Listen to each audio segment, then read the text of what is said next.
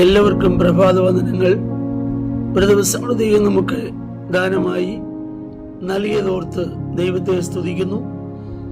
അപ്പോസ്തലപ്രവൃത്തികളുടെ പുസ്തകം 16-ാം അധ്യായം 14-ാം വാക്യം. തുയഥൈര പഠനക്കാരത്തിയും രക്താംബരം വിൽക്കുന്നവളുമായി ലുദിയ എന്നു പേരുള്ള ദൈവഭക്തിയായ ഒരു സ്ത്രീ കേട്ടുകൊണ്ടിരുന്നു.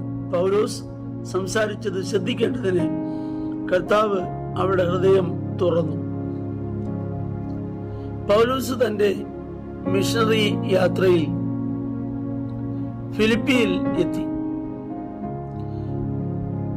ഫിലിപ്പിയ അന്ന് റോമ ഗവൺമെന്റിന്റെ ഭരണത്തിന് കീഴിലാണ്. അതുകൊണ്ട് തന്നെ ഫിലിപ്പിയിലുള്ള ആളുകൾ റോമ പൗരന്മാരും ആയിരുന്നു. മഹാനായ അലക്സാണ്ടറിന്റെ പിതാവായ ഫിലിപ്പാണ് തന്റെ പേര് ഈ പട്ടണത്തിന് ഇട്ടത്. അങ്ങനെയാണ് ഈ പേര് ഈ പട്ടണത്തിന് ഉണ്ടായത്. എന്നാൽ പൗലോസ് തന്റെ യാത്രയിൽ ഫിലിപ്പിയിലെത്തി പ്രാർത്ഥനാ സ്ഥലം അഥവാ സിനഗോഗ് അന്വേഷിച്ചു പോയി. അവിടെ എത്തുമ്പോൾ ചില സ്ത്രീകൾ അവിടെ വന്നു. അവരോട് പൗലോസ് ദൈവവചനം സംസാരിച്ചു. അവരോട് ദൈവവചനം സംസാരിക്കുമ്പോൾ ലുദി എന്ന് പറയുന്ന ഒരു സ്ത്രീ കേട്ടുകൊണ്ടിരുന്നു.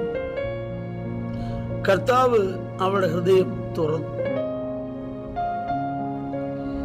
എല്ലാവരും പലരോടുണ്ടായിരുന്നെങ്കിലും ദൈവം അവരുടെ ഹൃദയം തുറന്നു. ഏഷ്യയിലെ ഒന്നാമത്തെ കൺവേർട്ട് അല്ലെങ്കിൽ കർത്താവിലേക്ക് വന്ന മാനസാന്തര അനുഭവം ഉണ്ടായ ഒരു സ്ത്രീ ആയിരുന്നു ഈ ലുദിയ. എന്നാൽ ഈ ലുദിയ കർത്താവിന്റെ കൽപ്പന അനുസരിച്ച ശേഷം അവരുടെ ഭവനം യേശുവിന് വേണ്ടി തുറന്നു, അപ്പോസ്തലന്മാരെ പാർപ്പിച്ചു എന്ന് നാം വായിക്കുന്നു. ഹൃദയം കർത്താവ് തുറന്നാലും ഭവനം തുറക്കാത്ത ആളുകളുണ്ട്. ഇനി ഭവനം കർത്താവിന് വേണ്ടി തുറക്കുന്നവരുണ്ട്, ഹൃദയം തുറക്കാത്തവരുമുണ്ട്. ഭവനം കർത്താവിന് വേണ്ടി തുറക്കുന്നത് നല്ലതാണ്. എങ്കിലും അതിനേക്കാൾ പ്രധാനം ഹൃദയം കർത്താവിനായി തുറക്കുക എന്നുള്ളതാണ്. എന്നാൽ ഇവിടെ ലുദിയെ സംബന്ധിച്ച് ഹൃദയം തുറന്നവൾ ഭവനവും തുറന്നു എന്നുള്ളതാണ്. നമ്മുടെ കർത്താവ് ഒരിക്കൽ കവർന്നഭൂമിയിൽ ഇരിക്കുമ്പോൾ 4 പേർ ചേർന്ന് ഒരു വ്യക്തിയെ അല്ലെങ്കിൽ പക്ഷപാതക്കാരനെ എടുത്തുകൊണ്ടുവന്നു. ഇവനെ കൊണ്ടുവന്ന ശേഷം അവിടെ അങ്ങോട്ട് യേശുവിന്റെ അടുക്കലേക്ക് ഇറക്കി വയ്ക്കാൻ സ്ഥലമുണ്ടായിരുന്നില്ല.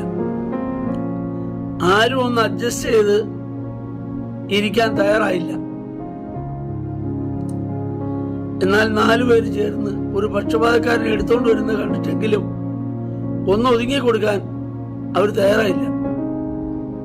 ഒടുവിൽ മേൽക്കൂര പൊളിച്ചു അവനെ യേശുവിന്റെ അടുക്കൽ ഇറക്കി വെച്ചു.